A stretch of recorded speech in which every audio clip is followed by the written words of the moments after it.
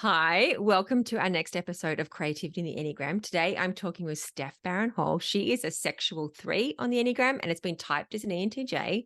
She is the host of the podcast Enneagram in Real Life, runs the business 9types.co, and has a book in process, which I cannot wait to hear about. Thank you so much for joining me today, Steph. Could you just give us a little context about you? Anything else we need to know? Sure. Thanks for having me. I also just wanted to throw in there that I like astrology. I'm not like a super astrology aficionado. Like I can't always tell you what's in retrograde or whatever, but I've gained a lot of insight from it. So I'm a Libra sun, Capricorn rising, and Gemini moon. And when I learned that about myself, I was like, that makes a ton of sense, actually. Mm. So, yeah, for what it's worth, that is my astrology situation. And then the other thing is I am writing 2 books. So Whoa. I am a very ambitious person who forgets that her future self needs to sleep. And so I signed up to write 2 books. So I turned one in March and I'm working on another one right now. Oh, that's very exciting. Okay. I definitely need to sleep. I'm not so good at the extra stuff and going without. But while we're talking about astrology, because that was really one of the first systems that introduced me to sort of these concepts of personality. And so I did that back in like 2006 or something. And so I am Pisces, sun and moon, Aquarius rising. Um, and I have Saturn in opposition to my sun and my moon. So I have this tension between all this freedom and free flow and then all this structure. Because I think Saturn's in Mm, Virgo. And so it's yep. just when they explained that to me, I was like, oh, that makes so much sense because I just feel like I'm constantly torn between these two completely opposite things. So I agree. Astrology can really explain a lot, particularly a birth chart. I struggle with some of the future prediction stuff, but the birth chart Right. really, really unlocks stuff for me. Yeah. Yeah. One of the really interesting things for me was um, I can't remember all of the terms, but basically, like one of my essential paths in life is reckoning with failure. Mm. And I was like, well, that just hit the nail on the head, you know? Yeah. And also really interesting that like the Capricorn is a lot more prominent in my house or in the houses in my natal chart than like Libra. So it just made a lot of sense to me because when I first read about Libra, I was like, that doesn't really quite fit. Like I do have that ambivalence and don't really love conflict, but I tend to be a lot more driven than how Libras are described. So it just made a lot of sense. Mm. Yeah, absolutely. Totally get it. And we could go on about this for We ages, but could. I'm going to just bring us back on track because I do love a good tangent. But what does creativity mean to you? I love this question because it's not something I ever really thought about. Because growing up, always that was like a big part of my identity. It's like I'm creative. You know, something my mom would always say to me, you know, you're so creative or whatever. And a number of years ago, I was volunteering at this organization called Creative Mornings. And one of our like core things is everyone is creative. And I was like, huh, yeah, everyone is creative. And so when I think of creativity, I think of it as like the ability to generate ideas and kind of like cultivate different ways of looking at things, if that makes sense. So um, a lot of the time I do think of it as like artistic expression or things like that. But I also think that it's really just being able to like see a lot of different things, imagine a lot of different things, but then also I think there's a component of getting it out of your head and like into the real world that makes it like that's a really important part of creativity to me. The doing part of it. Mm-hmm. And so I love that you've sort of felt you've always been creative. What are some of the things that you're most proud of that you've created both personally and professionally? Because I know you've created a few businesses and the podcast and a whole range of things. But which ones are you most proud of that really speak to you? Yeah, this is such a good question. I think I love being able to see like the physical expression of creativity. So the first thing that comes to mind to me is when I was a wedding florist and I would work so hard and create these like really beautiful arches or bouquets or installations or all these different things, and then get the photos back. And to see how like the photographer then captured this like art basically that I Mm-hmm. created with flowers and greenery and all these things. That was so cool. So I feel like that's something that I'm really, really proud of because um, there's something about the tactile nature of it that's really satisfying to me. Um, I am also really proud of a lot of the work that I've done with the Enneagram and like my Instagram, my podcast, and now I'm starting YouTube. Um, all of that is really fun, but in a lot of ways, sometimes I'm like, oh, I just wish that this was tactile, right? Like I wish Mm. that I could touch not just my phone, but like what I'm creating with this. Um, and so I think I feel almost more of a sense of accomplishment. Perhaps that's what I'm after, right? With Mm. the tactile nature of things. Um, yeah. That's interesting because I sometimes feel that too, that it's not real art unless someone can hold it or, experience it more directly in a way. But I found it interesting what you just said is that you felt most proud of the accomplishment when you saw the image someone else had taken of it. Mhm. You didn't say, when I stood back and admired the arch that I just built, it was Yeah. through that perception of imagery. And I'm obviously alluding to that as heart types do focus on imagery Mhm. and how things look at times and how they appear. So I'm finding just that curious about Yeah. that. I think there's also an element of it though that's like, oh my God, it stayed up for the ceremony. Right. Like we did it, you know? Because sometimes when you stand back and look and you're like, this looks really great, but it might rain, it might fall down. Like, you do everything you can to prevent that, but like things happen, right? So I think that getting that image back and then having it saved on my phone. So it's like, oh, like just even randomly now, I'm like, oh, this is like 8 years ago or something. But it Mm, pops up on my phone and it's like, oh, wow, those are so beautiful. Like, mm. and I'm like shocked that I created it because it's not something that's in my day to day now. It, Yeah. it's, I find it difficult to connect to things I've created in the past and remember them and still be, proud or amazed that I did that. Yeah. Like all the paintings I did, I can't almost really remember it. Yeah. Yeah. Yeah. And I think part of creativity for me is the problem solving aspect of it. And so I think sometimes in real time, I'm a little bit more like intrigued. Eh, Okay, here's what it is. When I look back and I see it, right? I see those photos.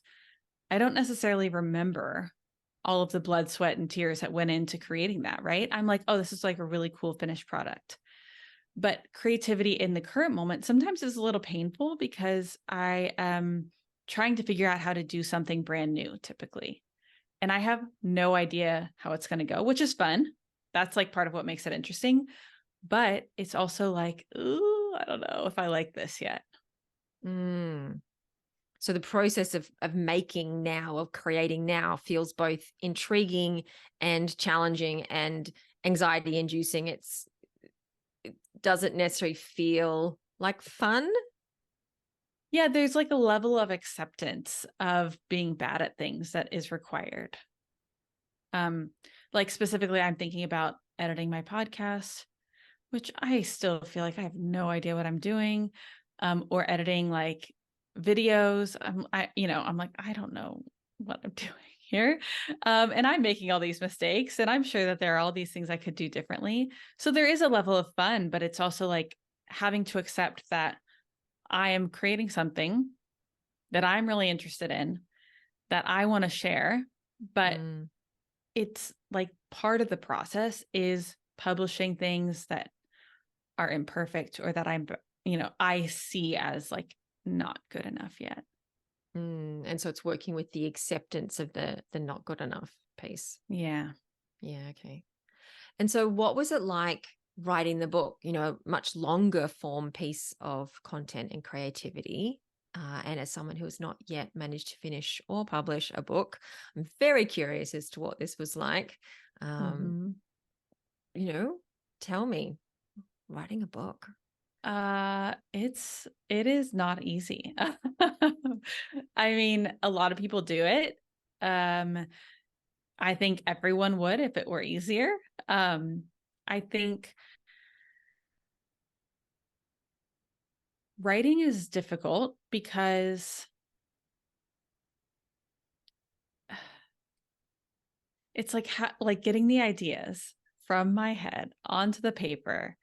There sometimes I'm like, how do I communicate this? How do I write this in a way that's interesting and like a little bit novel and a little bit um true to the tradition, right? Because with an Enneagram book, um you are taking something that is like time tested and trying to bring new language to it or new insight to it, new Mhm. stories, and give people like a way to digest it that feels really easy. So it feels really different for me. Like I actually really like just writing like almost diaristic style essays. I find Mm, that to be really fun and enjoyable. But writing the Enneagram stuff is difficult because um I don't want to regurgitate what everyone else has already said. Um and yet I do want to stay true to the kind of established concept of what the pieces of the Enneagram are. mm. Um so uh, excruciating is the word that I Okay. would use. And so what, other than the fact you had a book deal, what kept you going through that excruciating tension between originality and, honoring what already is?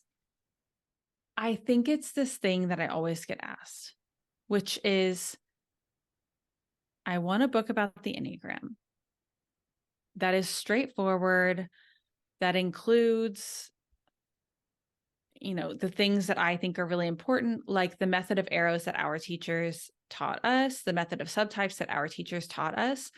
Um, that includes those things, that's not too spiritual or woo woo, but is really straightforward and has like a lot of practical steps, a lot of practical advice. So Mm, thinking, okay, this is what I want because I want people to be able to say, I know where to find that information. And a lot of it is like I want to be able to share it with them. And I would just remember back when I would start to doubt myself of like, this is all kind of came to fruition out of a course that I created a couple of years ago. And people have really loved that course and gotten so much benefit from it. And I even was talking with somebody just this week who was talking about how much it still impacts her life day to day. And I'm like, okay, that's why, right? Because people are like, I couldn't understand this, or I couldn't grasp this, or I kept thinking I had to be a 1, and then I realized I'm a 6, right? Or mm, or these different things that come up for people because when they hear everything kind of encapsulated in a different way, it just resonates differently. Um, so I think it was like thinking back to that reader that I really mm. wanted to communicate with, is what kept me going. I don't know. Maybe the better answer is that I just wanted to express myself, but I didn't feel even that this was the space for that. Um, I know I'm like going on, but here's the thing about writing a book to me. What actually helped was deciding that this thing that I'm cultivating, I am just one of the shepherds cultivating this thing. So I've got editors, I've got these different people who come alongside and are trying to make this the best possible thing it can be and like bring it to fruition. But I stopped seeing it as part of me and started seeing it as like its own thing, like its own entity almost. And Mm. that really helped because disidentifying allowed me to cultivate it and shape it in a way that I don't think I could have otherwise. That sounds really useful, being able to do that. Yeah. And it's also like maybe a bit of a guard against trolls who inevitably show up either in my imagined life of the future or in real life. I think it's really challenging because sometimes our creativity needs to come from that completely vulnerable place. And there's times when it doesn't. And it's finding the balance between the two. And I love how you just continually connected back to who did this help? How can I write for them? How can I make something that helps those people? Because I agree with you completely. We need a book just like that. And now I'm super excited to read it once it comes out. Can't wait. Because I'm always looking for a book like that to refer to people, something that does align with the way we've been taught, Mhm. and is practical and useful and isn't necessarily too theoretical at times. So Mhm. yeah. Yeah, I'm really hoping to thread the needle. It's a really difficult thing to do, you know? Mm. It's like how many stories should you include? Like how many will serve the reader? Like how like self-disclosing do I get? All those questions I think are tough. Mm. And I'm curious about your sexual threeness in this writing process. So maybe we go back a step. How has knowing that you're a sexual three changed your understanding of your creativity or your creative expression in some way? And or how did that feed into the writing process?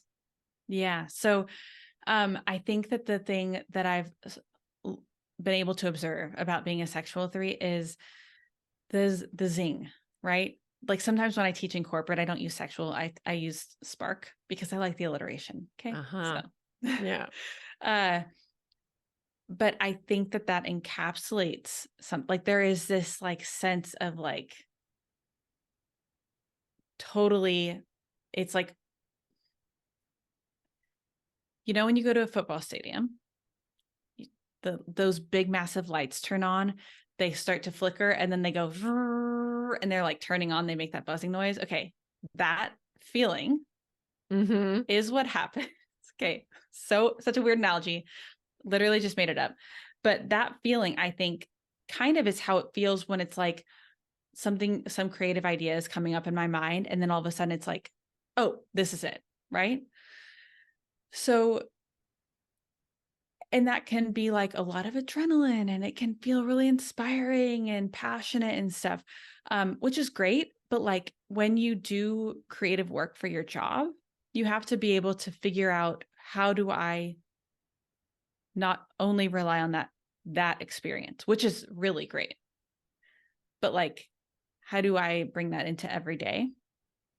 And I never feel like a shortage of creative ideas more broadly, but Mm. when it comes to like, I would say when it comes to my business in general, like I have to pull back. Um, because in every interaction, I can think of a new creative idea.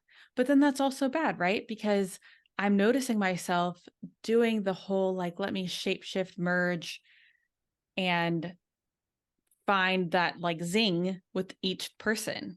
Mm. Um, and I've realized it can make me really great at my job because it makes me able to think, what will people's questions be about this topic? How can I communicate it differently so that they will understand and I can answer those questions preemptively? Um, I think that is what initially made my content resonate with people. But then what ended up happening is I was merging so much with everyone else that I was like, well, what is my voice in this really? So I've kind of seen that kind of come through. Mm. Were you able to follow that little loop-de-loop?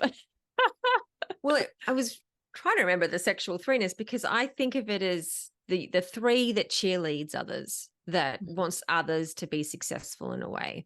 And it was curious to hear you talk about merging with your clients, as a way to help them the most and help you feel prepared, to help everyone be successful, but also the spark piece. So I was also thinking about how you could easily get burnt out if those football lights were on all the time. Like those bulbs can't last forever, so there's going to be a burnout piece. So I was just curious about the spark and Yeah. how you like, what does the work look like to release some of that sexual threeness to be more authentic in your work? Yeah. Yeah, well, and I should mention, like, I think of like the spark and like the lights and everything and the merging, all of those really living in the instinct zone.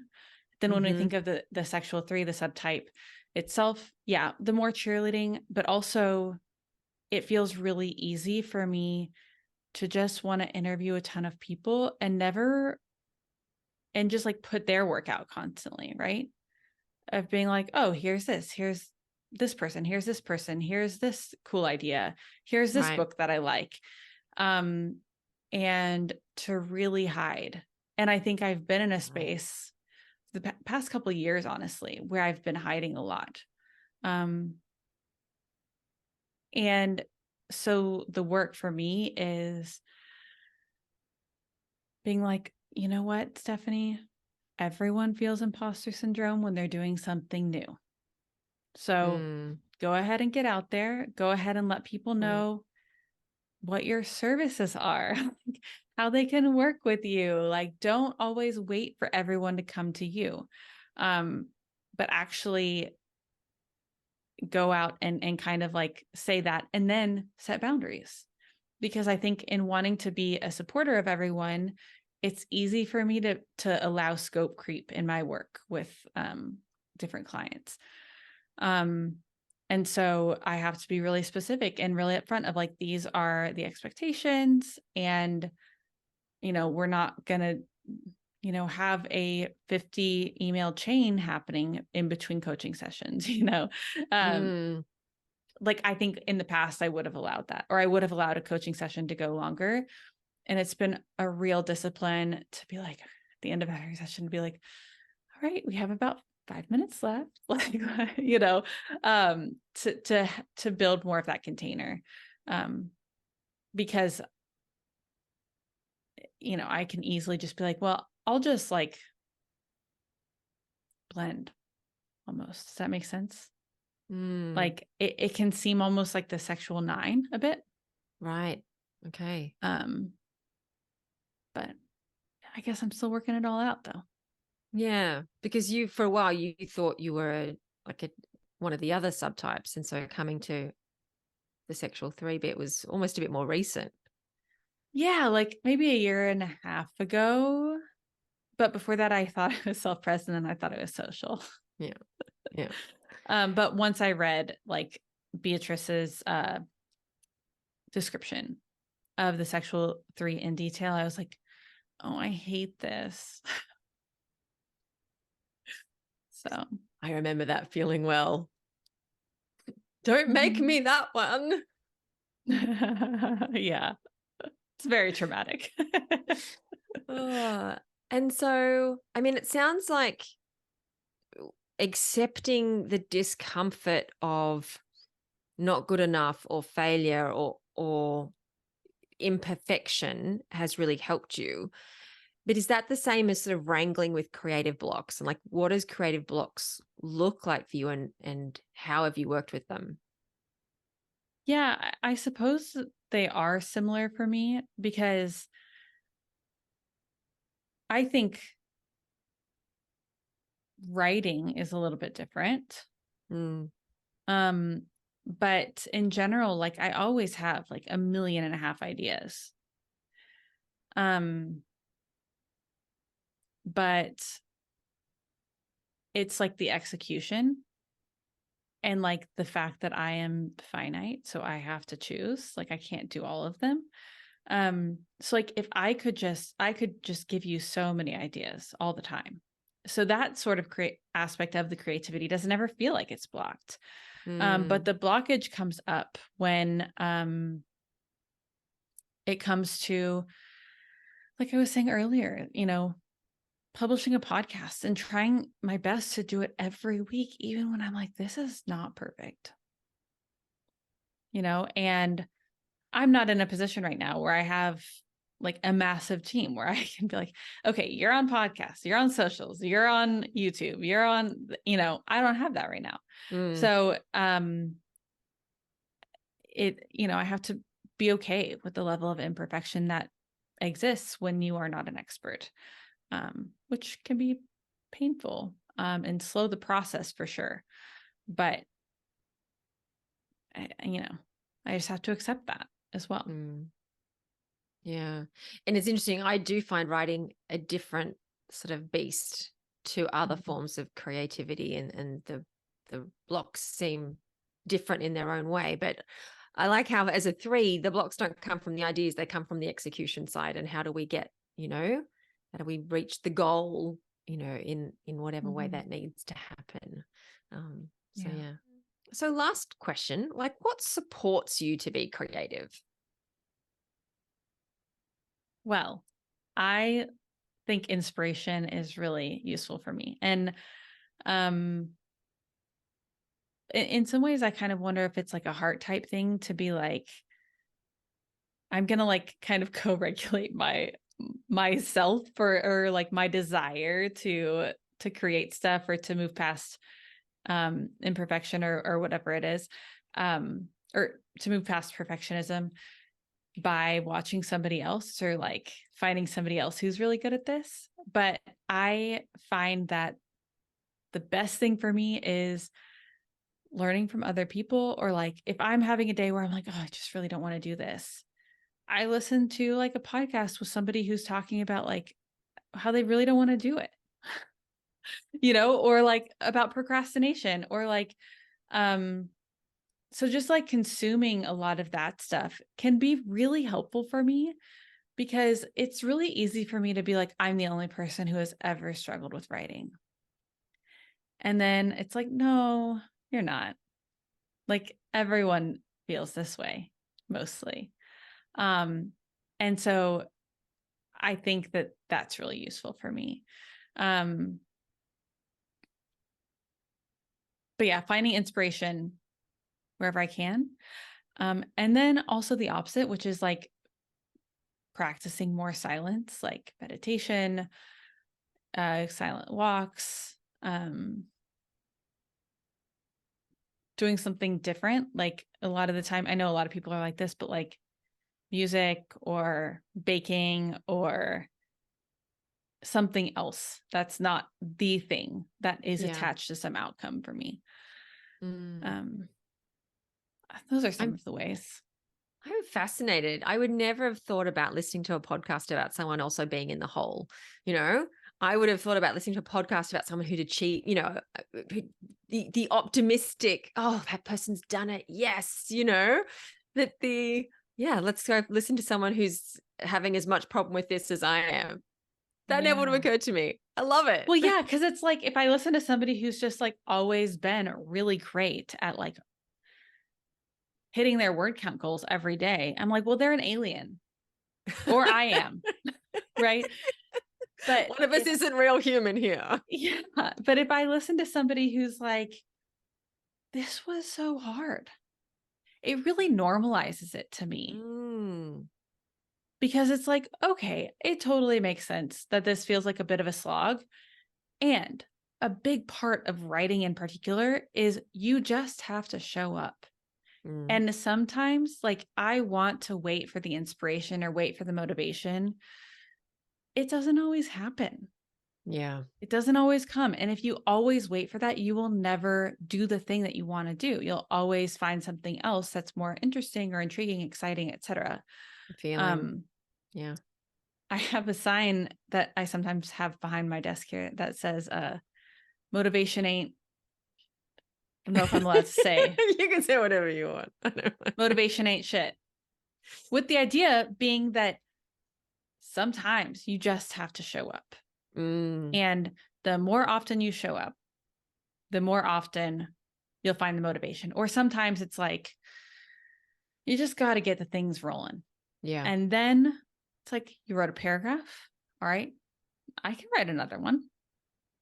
And then things just unfold that way. I have a quote here that says, a professional writer is an amateur who didn't quit. Mm, yeah. Um, because it's hard. It is. Yeah. I think writing, you know, has been one of the hardest things of all the creative things I've done. Writing's definitely been the most challenging. Why is it different though? That's what I don't It is a understand. great question. And is it simply because we believe it's harder? I was just having that thought to myself. Is it harder because I believe it's harder? You know, Mm. my personality has written 2 books of about 20,000 words each and then stopped. I have not written a book. My personality's written plenty. What do you mean by that? Well, as a self-pres 7, I get an idea and Yeah. I go hell for leather in it. Websites get changed, things get overhauled, calls get made, things get sold. And then when there is no longer that underlying fear or the need to control or whatever is behind it that I'm not aware of, the energy dies out. The motivation's gone. And I'm like, now I have to sit with the mess I just made. Do we like the mess? Do we not like the mess? You know, my personality just did a thing because it was afraid of something. And so what now? And yeah, I often get in those situations. Yeah. Yeah. I think I get that. And also, sometimes I'm like, maybe if something feels totally like completely 100% aligned with everything I want to say, because I have a big part of me that's like really skeptical about the Enneagram in general. I'm like, it's kind of bullshit, maybe. Right. Like I do have that like part of me that wants to push back. Mm, And I'm like, maybe if I found something that I wholeheartedly believed in, that would be easy. I don't think that's true. mm, Like, I think everyone gets to that slog. yeah. Yeah. I think there's many reasons I could say writing is hard. And I they could all sound like excuses. Um, but I think for me, it's being able to bring my whole self to the page. And that is a terrifying thing. Yeah. And so then a lot of, my ego needs to step in to protect me because I don't necessarily have the resilience or the skills to stay with that level of discomfort. Um, and, work through it. I'm getting Yeah. better at it, but it's, you know, constant challenge. Yeah. It's a process. And I there's this image that it actually comes from this like Buddhist tale about um being able to withstand like suffering. But not really, not suffering, but being able to withstand like discomfort and pain. Mm, That really helped because when I would sit down to write, just all of this flood of inadequacy would show up, right? Of saying like, you don't know enough. Who are you to write this? You should leave this to somebody who doesn't have that skeptical part of them. You should, um, people are going to give you 1-star reviews, and they will. they That's the will. thing. Yeah. Yeah, I've gotten them before. And you know what? A lot of the time I'm like, yeah, I agree with that. Right? But like there has to be some way to disconnect from that. Mm, Or to withstand or have the resilience, like you said, of being like, even if people say that about my work, or if they say that about me, for me as a 3, there's this, I have to be able to say that doesn't make it true. mm, yeah. Um, or if it does, doesn't mean I'm worthless Mm, as a human. yeah. Because your creativity is always worthwhile, whether it gets published or not, because Mhm. it's just, it's come out of you. Yeah. There's this Instagram account I've just started following called Inspired to Write. And she essentially just writes down all the thoughts I have about why I shouldn't do it and puts them on the page. I'm like, oh, right. Well, that's obviously not true because you've just captured it. Okay. No, not true. Not okay. Great. I'll get back to work now. Yeah. It's been a great discovery. Yeah. That sounds really cool. I got to follow that. Mm, yeah. Well, this has been great. I love talking creativity with you. Yeah. And anything to add before we wrap up? I think I just would love to mention, I think, as a lifelong self-described and other described creative type person, a lot of me does resist structure. And I'm learning more and more that it's really helpful, Mm, you know, um, and it's really supportive. And so I would say, um, if somebody wants to write a book, they should start, like, if they want to write it someday, start doing a writing practice every day now. Because that's something that I wish that I had set up in my life as a structure a couple of years ago, because it would have mm, prepared me in a different way to write now. I don't know if it would have made it easier, but I think I would have felt a little more prepared. That's the story I tell myself. So I would say, you know, don't shy away from structure, and I will mm. try not to do that either. I found structure, even as someone who hated structure, to be one of the most beneficial shifts in being more creative. But it was as a Mhm. 7, I had to find structure that I felt didn't limit me, but supported me. And it took a while to find that mix. There was a lot of experimenting, but once I landed it, it was pivotal. Yeah. I'm still working on it, but I think it's going to be really important. Mm. No, good tip. I love it. Okay. Well, I can't wait to read your book. Thank you so much for Thank you. talking about your process today. And I look forward to when we catch up again next. Thanks for having me.